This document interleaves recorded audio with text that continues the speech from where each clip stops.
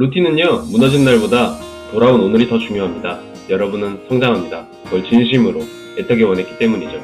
안녕하세요. 하루하루를 정비하는 남자, 인생정비입니다. 오늘은 일상복귀 2일차입니다. 여행 후유증, 밀린 업무, 선거까지 정신없을 수밖에 없죠. 근데요, 그럴수록 루틴은 더 소중해집니다. 저는 지금 완벽하진 않아도 다시 내 자리로 돌아오는 중입니다. 천천히, 단단하게. 루틴은요, 스케줄이 아니에요. 마음이에요. 무너졌던 나를 탓하기보다 돌아오기 결심한 오늘의 나를 응원해주세요. 그래서 오늘도 책을 펼칩니다. 1% 부자의 대화법. 이 책은 부자처럼 말하라가 아닙니다. 말하는 방식이 곧 나의 격이 된다는 걸 알려주고 있어요. 말 한마디가 기회를 만들고 말투 하나가 사람의 인생을 바꿔놔요. 말에는 신뢰와 영향력이 담겨있죠. 특히 오늘 읽을 부분은 상대에게 진심을 전하는 기술에 관한 챕터입니다. 매일 10분 이 책에서 작은 성장의 씨앗을 찾고 있습니다. 여러분도 저와 함께 말의 힘을 키워보시면 어떨까요? 그럼 오늘도 사이토 히토리 씨의 1% 부자의 대화법을 읽어보도록 하겠습니다. 아이가 귀 기울일 때까지 노력한다. 어느 부모로부터 아이가 도통 말을 듣지 않는데 어떻게 해야 말이 좀 통할까요? 라는 질문을 받은 적이 있습니다. 이런 질문을 하는 이유는 부모-자녀 관계를 너무 어렵게 생각하기 때문입니다. 부모는 부모로서 하고 싶은 말을 하면 되는데 자녀도 자녀 입장에서 하고 싶은 말을 하면 됩니다. 부모-자녀 사이에 이것저것 따질 필요가 있을까요? 그저 자기 생각을 솔직하게 털어놓으면 됩니다. 다른 사람이었다면 용서하기 어려운 일도 부모-자녀 사이에는 문제가 되지 않죠. 물론 폭력적인 언어를 사용하는 것은 예외입니다. 아무리 가까운 사이라고 해도 상처 입히는 말은 해도 된다는 법은 없습니다. 이런 기본만 잘 지켜진 부모님 말씀을 잘 들어야지 라는 정도의 말은 얼마든지 해도 괜찮습니다. 그래도 아이가 말을 듣지 않는다면 그것은 부모의 이야기가 따분하기 때문일 것입니다. 어른도 재미없는 이야기는 듣기 어려운데 어린 아이가 잘 들어주기를 기대하는 것은 지나친 욕심이죠. 입장을 바꿔 내가 같은 이야기를 듣는다면 어떨지를 생각해 보는 것도 좋은 방법입니다. 내가 들어도 역시나 지루할 것 같다 라고 생각된다면 아이가 귀 기울이게 할 만한 아이디어를 찾는 수밖에 없습니다. 만약 저라면 게임 공략법을 찾아낸다는 마음가짐으로 아이의 호기심을 자극할 만한 이야기 방법을 연구할 것 같습니다. 그 과정 자체를 즐기는 것이지요. 이는 제 주 전공 분야이기도 해서 잔소리마저 귀 기울이게 하는 방법을 찾아낼 자신이 있답니다. 그리고 하나 더, 앞에서도 이야기했지만 아이가 하기 싫어하는 일만큼은 강요하지 말아주세요. 공부해라, 숙제해라 하고 입 아프게 잔소리를 해내는 부모가 있습니다만 말이야 쉽지요. 부모야 말만 하면 되니 어려울 것이 없습니다. 하지만 듣는 아이는 괴로울 뿐입니다. 더구나 공부를 싫어하는 아이라면 책상을 마주하는 시간이 지옥 그 자체입니다. 엄살이 아니라 정말이라니까요. 그런데도 온종일 공부하라고 다그치는 것은 아동학대나 다름없습니다. 물리적인 폭력만큼이나 아이를 고통스럽게 하는 일이라는 사실을 기억하길 바랍니다.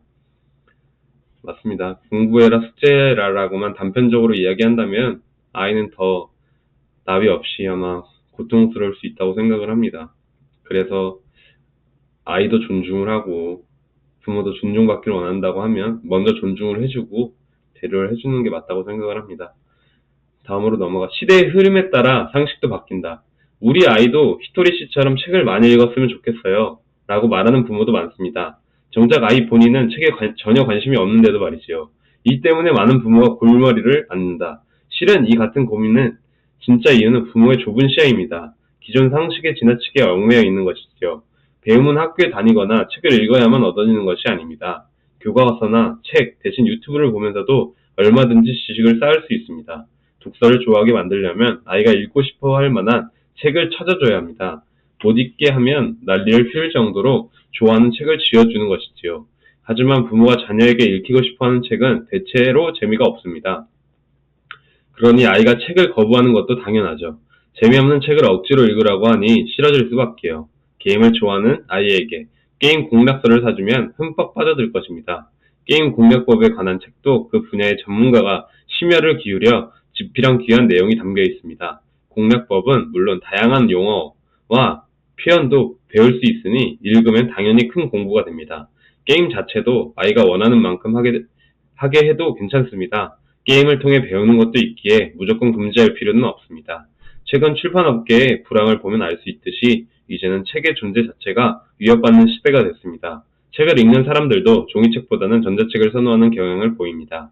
이처럼 우리 생활에서 컴퓨터나 스마트폰이 차지하는 비중이 늘어나고 있는 것이 현실이라면 게임을 하면서 IT 기기와 익숙해지는 것은 나쁘다고만은 할 수 없을 것입니다.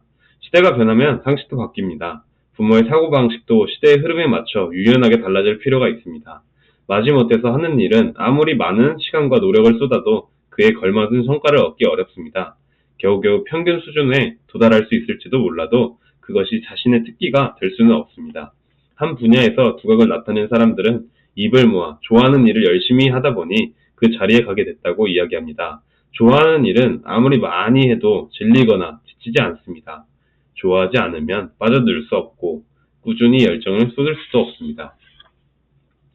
대화란 팔씨름과 같은 것. 하지만 그런데 라는 말을 습관처럼 하는 사람이 있습니다. 대수롭지 않게 느껴질지 모르지만 이런 말을 많이 하는 사람은 살면서 손해볼 가능성이 큽니다. 이런 말들을 다음에는 변명이나 상대의 말을 부정하는 말이 주로 오기 때문에 상대에게 좋지 않은 인상을 줍니다. 사람에 따라서는 하지만 그런데 듣는 순간 부정적인 말이 나올 것을 직감하고 방어 태세를 취하거나 위축되기도 합니다. 물론 가까운 사람과 허물없이 이야기하지만 그치만 하고 가볍게 받아치는 정도야 문제될 것이 없지요. 이런 말이 무조건 안 된다는 뜻이 아닙니다. 그렇다고 해도 저는 하지만 그런데를 되도록 사용하지 않습니다. 상대의 말을 반박하고 싶더라도 그건 그렇지요. 그리고 이런 이야기도 들었는데 하고 먼저 긍정하는 말로 시작합니다. 이렇게 하는 편이 훨씬 좋은 인상을 줄 수 있습니다. 의식하지 않아도 어쩐지 제 입에서만 하지만 그런 데가 나오지 않습니다. 이 또한 제 안에 사랑이 그렇게 하라고 시키기 때문인 듯합니다. 사랑이 있으면 일일이 신경 쓰지 않아도 자연스럽게 적절한 말을 선택하게 됩니다. 반대로 상대가 하지만 그런 데를 연발하는 경우도 있을 것입니다. 안타깝게도 그 이유는 당신의 이야기가 재미없기 때문입니다. 재미있는 이야기에는 나도 모르게 빠져듭니다. 일단 경청 모드를 돌입하면 하지만 그런데라는 말로 상대의 이야기에 끼어들 틈이 없습니다. 그러니 매력도를 높이기 바랍니다. 사랑을 발산하면서 좋은 분위기를 만드는 것이 최선입니다. 대화는 팔씨름과도 같습니다. 팔씨름은 상대와 손을 맞잡는 순간 이미 승부가 판가름 납니다. 시작을 알리는 종이 울림과 동시에 손으로 전달되는 힘으로 상대의 실력을 가늠할 수 있지요. 대화도 이와 마찬가지로 몇 마디만 나눠본다면 상대가 나보다 상수인지 하수인지 바로 알 수 있답니다. 이때 하수라는 인상을 주면 대화의 주도권을 빼앗겨 말 한마디 못하거나 하지만 그런데 시종일관 반박당하기 일쑤입니다. 저는 다른 사람과 말씨름을 한 적도 단 한 번도 없습니다. 제가 하는 말을 부정당한 적도 없고요. 어린 시절부터 줄곧 그랬습니다. 사랑을 주면 상대의 귀를 활짝 열고 내 이야기를 들어주며 당신과 함께 있으면 즐겁다. 당신이 하는 이야기가 가장 재미있다라고 말해줍니다. 사랑을 나누세요. 그런데 더는 대화 때문에 고민할 일이 없을 것입니다. 이렇게 반박하는 것은 좋지 못하고 먼저 경청하고 사랑으로 들어라 라는 말을 하고 있습니다. 저도 이제 제 기준에 맞지 않아도 제 생각과 맞지 않아도 그 사람에 대한 이제 상대방에 대한 그런 이야기를 먼저 듣고 거기에 대해서 이제 공감하고 긍정하고 이제 제 의견도 이렇게 세게 얘기하는 게 아니라 조심스럽게 조금 이야기를 해서 이제 긍정이 나오냐 부정이 나오냐에 따라 상황에 따라 이제 또 그에 대한 이야기를 이어가면 될 것 같습니다. 저 또한 하지만 그런 데를 안 사용하는 게 아닙니다. 그래서 저도 이런 단어를 많이 사용했다면 사용했겠지만 또 줄이려고 최선을 다해 노력할 거고요. 하지만 그런데 라는 말이 말 그대로 여기에서 얘기한 것처럼 반박하거나 부정하는 말로 충분히 와닿는다고 생각을 합니다. 네, 다음으로 넘어가겠습니다. 부자는 대화에 끼지 않아도 고립되지 않는다. 여러 사람이 모였을 때 나만 모르는 이야기가 오가는 상황을 한 번쯤은 겪어봤을 것입니다. 이럴 때 여러분은 어떻게 하시나요? 대부분 사람의 대화에 끼지 못해 소외감을 느끼거나 왕따를 당했다며 분통을 터뜨립니다. 제가 좀 유별난 것인지 모르겠지만 저는 소외감을 느끼기는커녕 오호 그렇구나 하고 흥미로워하면 듣기에 집중합니다. 잘 모르는 이야기는 재미없다고요? 글쎄요, 생각하기에 따라서는 새로운 지식을 쌓을 기회로 받아들일 수도 있지 않을까요? 이렇게 생각하면 이보다 더 재미있는 일도 없답니다. 저는 외톨이가 됐다는 생각은 하지도 않을 뿐더러 사람들이 언제나 제 이야기만 들으려고 하다 보니 때로는 듣는 입장이 되는 것이 오히려 즐겁습니다. 물론 저도 싫은 사람의 이야기는 듣고 싶지 않습니다. 단 1초도 아까워요. 그래서 오로지 사랑을 아는 사람들하고만 어울립니다. 제 주위에는 언제 봐도 좋은 사람들 뿐입니다. 그들의 이야기에는 저절로 관심이 가기에 어떤 이야기는 즐겁게 들을 수 있습니다. 좋은 사람들이 모이면 누군가를 소외시키는 일 자체가 일어나지 않습니다. 사랑을 아는 사람들은 분위기에 섞이지 못하는 사람을 발견하면 다가가 말을 걸어 자연스럽게 어울리도록 손을 내미니까요. 이런 배려가 없다는 것은 당신이 사랑 없는 사람들과 함께 하고 있다는 뜻입니다. 속상해하는 것도 당연합니다. 사랑이 없는 사람과는 멀찍이 떨어지는 것이 최선입니다. 비즈니스 관계에 있는 사람이라면 더 그렇죠. 예전에 거래처에 높은 사람이 까탈스러워서 골치가 아픕니다. 어떻게든 잘 다독여서 계약을 성사하고 싶은데 히토리님이라면 이럴 때 어떻게 하시겠어요? 라고 묻는 사람이 있습니다. 사실 저는 처음부터 이런 고민이 생길 만한 상황을 만들지 않습니다. 싫은 사람과는 아예 상종하지 않으니까요. 어째서 골치 아픈 사람과 함께 일해야 하나요? 저는 인생을 즐기고 싶습니다. 웃으며 일하면서 오래오래 성공가도를 걷고 싶어요. 사랑을 모르는 상대와 계약을 맺는데 성공한다 해도 처음에만 잠시 좋을 뿐 언젠가는 문제가 생길 가능성이 큽니다.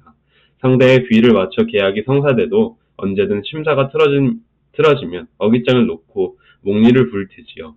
여차하면 계약을 해지했다고 노름장을 놓거나 돌연 뒤통수를 칠지도 모릅니다. 이런 불안감을 아는 채 관계를 지속하는 것은 지옥이나 다름없습니다. 저는 상상조차 하기 싫습니다. 싫은 사람에게 일감을 구걸한 바에 맨땅에 헤딩하더라도 제 매력으로 승부할 것입니다.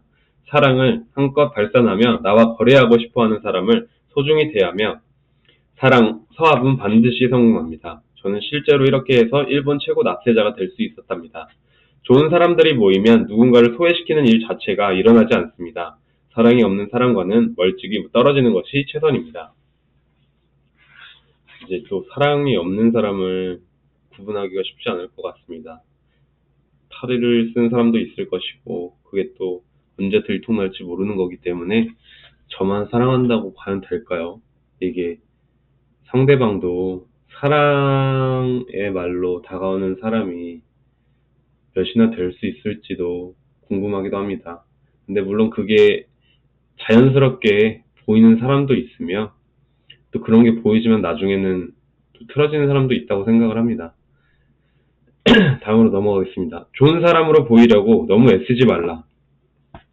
누군가 나에게 말을 걸어주면 반갑기 마련입니다. 특히 홀로 쓸쓸하게 있을 때 다정하게 말을 걸어오면 마음이 따뜻해지지요. 그러니 회사에서든 학교에서든 사람들과 어울리지 못해서 힘들어하는 사람이 있다면 먼저 다가가 주세요. 오늘 날씨가 참 좋네요 하고 가볍게 날씨 이야기라도 건네면 어색함도 금세 풀릴 것입니다. 단 오해하면 안 됩니다. 회식이나 술자리에서 혼자 있는 사람에게 호의를 베풀 기회다 하고 작심하고 다가가는 것과는 전혀 다른 이야기입니다. 아무나 말을 건다고 반가운 것이 아니죠.